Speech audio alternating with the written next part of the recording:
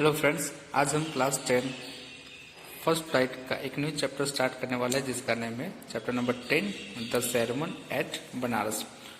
तो chapter start करने से पहले मैं आपको एक बात बोलना चाहूँगा कि ये जो चैप्टर है उसमें जो लॉर्ड बुद्धा की लाइफ है उनके बारे में पूरा डिस्क्रिप्शन दिया गया है कि लॉर्ड बुद्धा यानी कि वो अपनी जो life Prince name Siddhartha Gautama के नेम से स्टार्ट करते हैं और वो अपनी जो रॉयल्टी फैमिली है यानी कि रॉयल्टी जो लाइफ है वो छोड़कर किस तरह से वो एक संत यानी कि एक प्रीचियस मैन बन गए। तो चलो अब लेसन स्टार्ट करता है। Gautam Buddha begin life as a prince name Siddhartha Gautama in northern India. तो गौतम बुद्धा है वो नॉर्थ इंडिया में किसी एक किंग के सुपुत्र थे और उन्होंने अपनी लाइफ अपना सिद्धार्थ गौतमा के नाम से स्टार्ट की थी। यहाँ पर उनका जो जन्म है वो 563 बीसी और उनकी डेथ 483 बीसी में हुई थी। तो आप ये सोच रहे होंगे कि उनकी मृत्यु पहले हुई होगी और उनका जो जन्म है उनका बॉर्न वो बाद में हुआ होगा। तो ये जो लॉजिक है वो मैं आपको एक्सप्लेन करता हूँ। बीसी का मतलब है बिफोर क्राइस्ट और एडी का मतलब है आफ्टर डेथ। तो यहाँ पर जो आप टाइमलाइन देख रहे हो तो टाइमलाइन है उसकी जीरो है बीच में रखा गया है और जीरो की लेफ्ट साइड में आपको जो नेगेटिव नंबर्स दिख रहे हैं और जीरो की लेफ्ट साइड और राइट साइड में पॉजिटिव नंबर्स है। तो सपोज कि जीरो है और जो नेगेटिव नंबर्स है और नेगेटिव नंबर्स वो आप जीरो की लेफ्ट साइड अगर आगे बढ़े तो जो नेगेटिव नंबर्स है वो उनकी जो नंबर्स बढ़ते जा रहे हैं और जब आप वो नेगेटिव नंबर्स की राइट साइड में आते हो तो उनके जो नंबर्स हो कम होते जा रहे हैं। तो जो नंबर्स बढ़ते जा रहे हैं नेगेटिव नंबर्स में तो वहाँ उस साइड हम जो लॉर्ड बुद्धा का जो जन्म हुआ था उनका जो बॉर्निंग है वो लिख सकते हैं और जहाँ पर जीरो है जीरो पर उनका डेथ वो हम देख सकते हैं। तो यहाँ पर हम देख सकते हैं कि 563 में उनका जन्म हुआ था और 483 में उनकी डेथ हुई थी। At 12, he was sent away for schooling in the Hindu scriptures and 4 years later he returned home to marry a princess. तो गौतम बुद्धा को जो यानी कि सिद्धार्थ गौतमा को वो प्रिंस थे तो उनको 12 इयर्स की एज में उनको स्कूलिंग के लिए भेजा गया हिंदू स्क्रिप्चर्स यानी कि जो हिंदू हमारे रिलीजन्स के जो होली जो बुक्स है उनके बारे में उनको नॉलेज के लिए उनको पढ़ने के लिए उनको भेजा गया स्कूल में।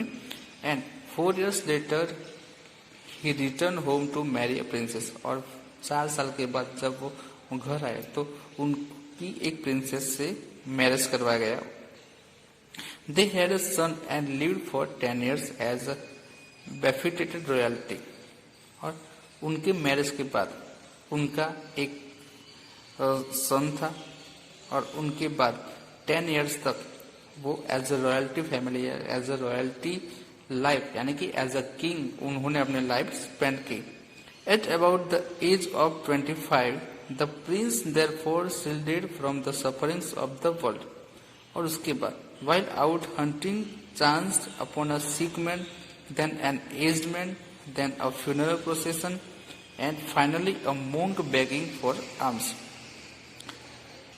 और उसके बाद उनकी जो मैरिज लाइफ के 10 years के बाद जब वो 25 years के थे तब उन्होंने अपने यानी कि एक हम यहाँ पे सीधी सी बात है कि जो किंग थे तो अपने किंगडम में वो घूमने के लिए हंटिंग के लिए निकले थे। तब जब वो हंटिंग के लिए निकले थे तब उन्होंने एक सिक मैन देखा। एक सिक मैन यानी कि बीमार पर्सन यानी कि जो पथारी पे लेटा हुआ है। एंड एज्ड मैन यानी कि एक बूढ़ा पर एक व्यक्ति देखा।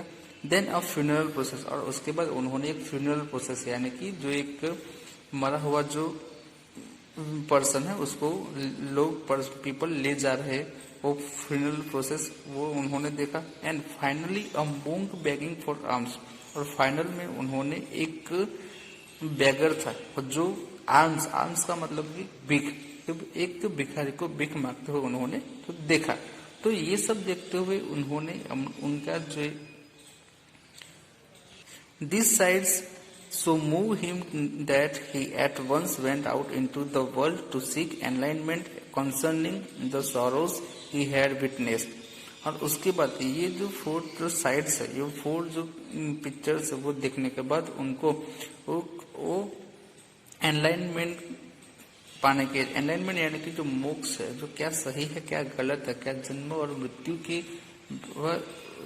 लाइफ यानी कि पर्सन की लाइफ में ये जन्म मृत्यु जो दुख है, सैडनेस है, सॉरो है, वो क्यों आता है, उनकी सर्च में वो अपने घर से निकल पड़े. He wandered for 7 years and finally sat down under a peepal tree, where he vowed to stay until enlightenment came. और वो जब घर से निकले तो घर से निकलने के बाद 7 years तक वो पूरे वर्ल्ड में घूमते रहे और उसके बाद एक जो पीपल ट्री था उसके नीचे वो बैठ गए और उन्होंने एक स्वेर यानी कि शपथ ली कि जब तक उनको एनलाइनमेंट के यानी कि सच के बारे में पता नहीं चल रहा तब तक वो इस ट्री के वहां से खड़े नहीं होंगे. Enlighten after 7 days he renamed the tree the Bodhi tree and began to teach and to share his new understandings. और उनको एनलाइनमेंट मिलने के बाद यानी कि एनलाइनमेंट के 7 days के बाद उन्होंने एक वो जिस ट्री के नीचे बैठे थे उसका नेम उन्होंने बोधि ट्री रखा. और उसके बाद उनको जो भी उन्होंने एनलाइनमेंट मिली थी, जो भी उन्होंने सीखा था, वो पीपल्स के साथ वो शेयर करने लगे. At that point he became known as the Buddha. और उस टाइम जो एनलाइनमेंट मिलने के बाद जो उन्होंने अपने जो आइडियाज थे, अपने जो विचार थे, वो लोगों को साथ शेयर करना स्टार्ट किया और उस टाइम से उनको बुद्धा के नेम से वो पहचाने गए.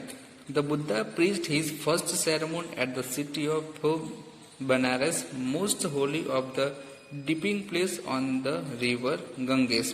That sermon has been preserved and is given here. और फर्स्ट टाइम जो बुद्धा थे उन्होंने अपने जो प्रीच यानी कि उपदेश, तो फर्स्ट टाइम उन्होंने अपने जो उद्देश्य वो जो बनारस जो प्लेस है वो बनारस एक जो गंगा के रिवर की बीच गंगा की जो साइड पर आया हुआ एक होली प्लेस है, वहां पर उन्होंने फर्स्ट अपनी प्रीच दी थी. और that ceremony has been preserved and is given here. और जब वो जो प्रीच लॉर्ड बुद्धा ने पीपल्स को दी थी उनको आज भी वो संभाल के रखी गई है. It reflect the Buddhas wisdom about one incredible kind of suffering.